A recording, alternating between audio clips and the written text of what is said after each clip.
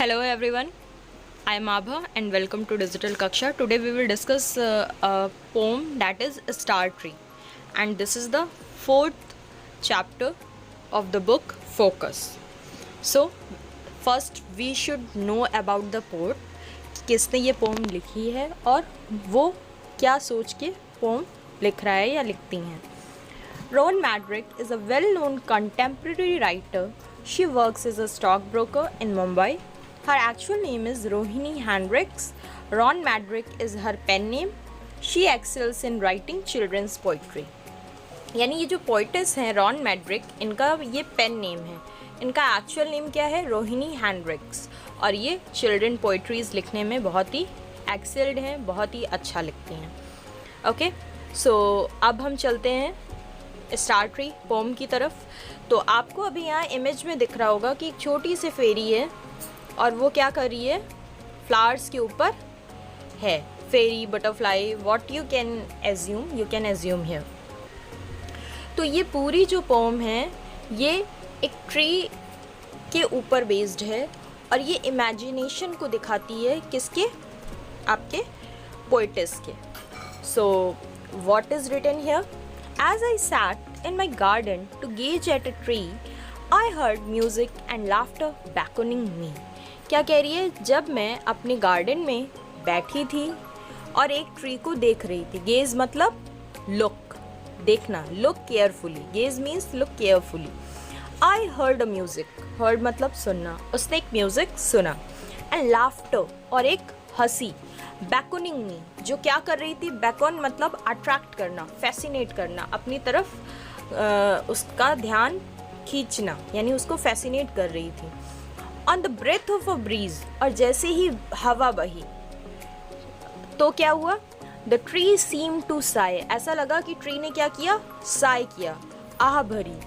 Turning itself into a velvet night sky, और उसने अपने आप को किस में बदल लिया? एक वेलवेटी से आसमान में. यानी कैसे आसमान में? जिसमें रात है, नाइट स्काई.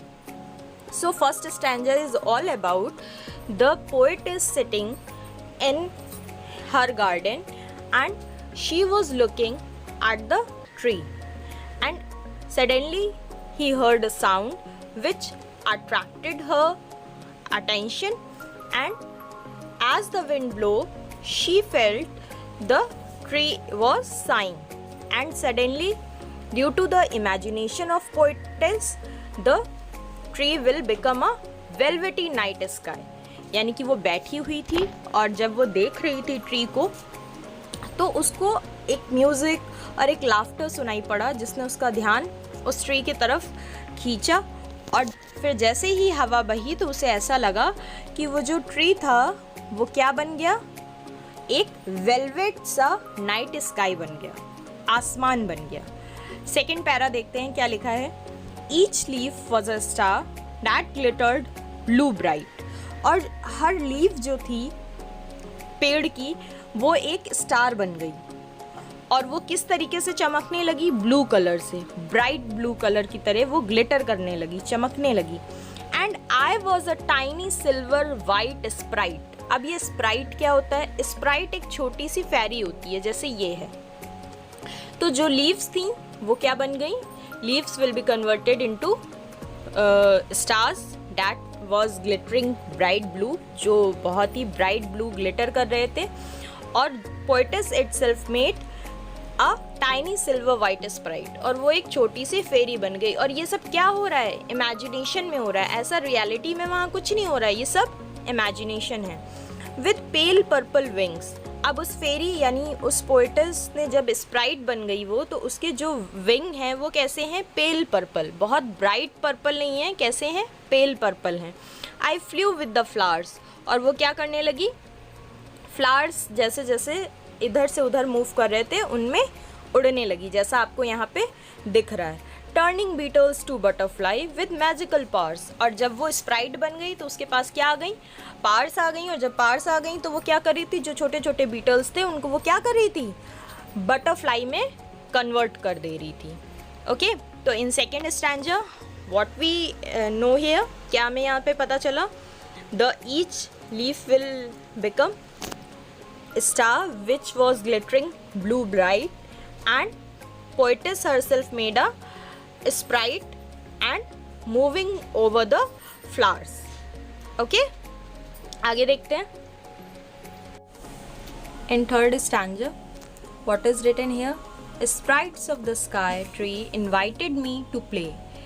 Sprites एक स्पीशीज़ होती है फेरी, यानी जो उस वेलवेट स्काई के बाकी के क्रिएचर्स थे उन्होंने किसको बुलाया, किसको इनवाइट किया? पोएटस को इनवाइट किया खेलने के लिए. क्या खेलने के लिए? सेकेंड लाइन पढ़िए. Chasing lazy star beams that wandered our way, जो उनके रास्ते में आ रही थी. कौन सी स्टार बीम्स? स्टार बीम्स क्या होती हैं? किसी स्टार में से जो बीम्स निकलती हैं वो स्टार बीम्स होती हैं. और जो लेज़ी यानी स्लोली कमिंग स्टार बीम्स थी जो उनके रास्ते में आ रही थी, उनको वो लोग चेस करने लगे, उनको वो लोग पकड़ने लगे. बेल्स चाइम्ड अ स्प्राइट सॉन्ग, और जो बेल थी उसने कैसा सॉन्ग बजाया? फेरी सॉन्ग बजाया, एक ड्रीमी सॉन्ग बजाया. We held hands to dance, और हमने हाथ में हाथ पकड़ लिए डांस करने के लिए. Twiddling and swirling in a sprightly wild prance, और हम बहुत ही खुशी से घूम कर डांस करने लगे. तो in the third stanza we will get to know that all the creatures of the velvety night sky invited the poetess to play with them, and as soon as the bell rang they started dancing. Okay, fourth stanza देखिए क्या लिखा है. As the sun bathed the tree, I awoke with a start. अब जब सुबह हुई और जैसे ही सूरज की रोशनी पेड़ पे पड़ी तो पोएटस क्या हुई? उठ गई. The beat of the sprite song is still in my heart, लेकिन जो उसने सॉन्ग सपने में सुना था वो अभी भी उसे क्या सुनाई पड़ रहा था. आई गेज्ड एट द ट्री, उसने ट्री की तरफ देखा. हर्ड अ लाफ फ्रॉम अफार, और उसको फिर से लगा कि जो आवाज़ उसने रात में अपने सपने में सुनी थी उसे फिर से सुनाई पड़ रही है.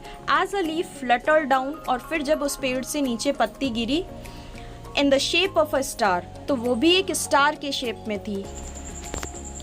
What we understand from stanza number 4, that when she woke up in the morning, she saw the tree and heard the same sound which she had heard in her dream.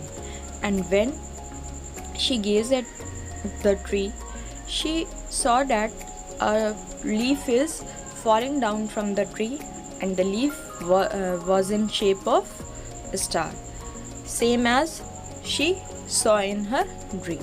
Okay, अब we will go with the summary of the poem.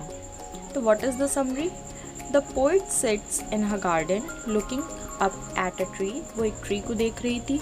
She hears music and laughter that invites her to appreciate the beauty of the tree.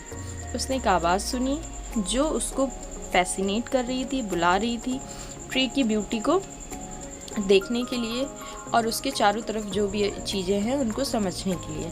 As the wind blows, the tree seems to sigh, और जैसे हवा बही तो ऐसा लगा tree Sai कर रहा था. And it magically transforms into the beautiful dark sky, और ट्री एक ब्यूटीफुल से डार्क स्काई में कन्वर्ट हो गया.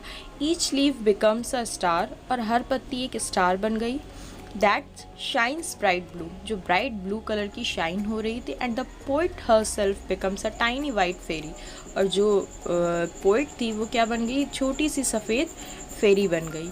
इन दिस मैजिकल वर्ल्ड, कौन से मैजिकल वर्ल्ड में? वो जो ट्री स्काई बन गया था, क्या कभी ऐसा होता है? ऐसा तो नहीं होता कभी.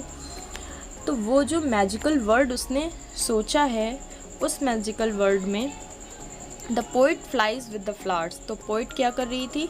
फ्लावर्स के साथ उड़ रही थी. विद हर मैजिकल पावर्स, और उसके पास मैजिकल पावर्स थी जिससे वो बीटल्स को बटरफ्लाई में टर्न कर दे रही थी. The other magical creature of the sky tree, और जो बाकी के मैजिकल क्रिएचर थे उस ट्री के, invites the poet to chase the lazy star beam. उन्होंने क्या कहा कि चलो हम लोग लेजी स्टार बीम्स को चेज करते हैं. So this is all for today, and hope you like this, and if yes, then don't like to share, subscribe Digital Kaksha. Thank you.